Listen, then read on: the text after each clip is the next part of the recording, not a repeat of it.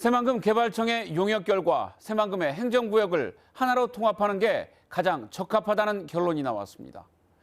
매립 후 등기를 하거나 기업을 유치할 때 단일 행정구역이 훨씬 효율적이라는 겁니다.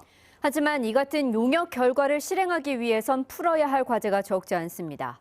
전라북도가 실제 추진할 경우 군산, 김제, 부안 등 해당 시군들의 반발 속에 찬반 논란이 뜨거워질 것으로 보입니다. 하원우 기자입니다. 지난해 11월에 개통한 새만금 동서도로는 아직까지 주소가 없습니다.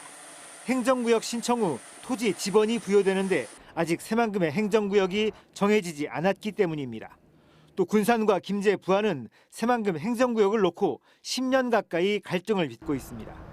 새만금 개발청이 이런 문제를 해결하기 위해 연구 용역을 발주한 결과 새만금의 행정과 관리 권한을 통합한 단일 행정체계가 적합하다는 결론이 나왔습니다. 군산과 김제, 부안을 하나의 통합 새만금시로 만들거나 새만금 지역만을 대상으로 새만금시를 만들자는 겁니다. 이를 위해 한시적 행정주체인 전라북도 출장소를 설치하는 방안도 제시됐습니다.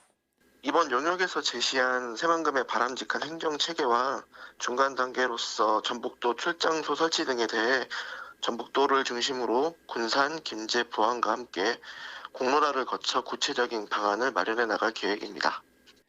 그러나 세계 시군을 설득하는 작업이 쉽지 않아 보입니다. 특히 거대한 통합 새만금시를 만들면 군산과 김제, 부안의 기능이 축소돼 반발이 클 것으로 예상됩니다. 새만금 개발청은 이에 따라 전라북도와 함께 공론화 작업을 통해 시군과 주민을 설득하고 관련 조항 개정에 나설 것이라고 밝혔습니다. 용역 보고서는 오는 2023년까지 전라북도 출장소를 설치한 뒤 이후 통합시를 출범하자고 제안했습니다. 올해부터 공론화 작업이 시작되면 새만금 단일 행정을 둘러싼 시군의 찬반 논쟁이 뜨거워질 것으로 보입니다. JTB 뉴스 하원호입니다.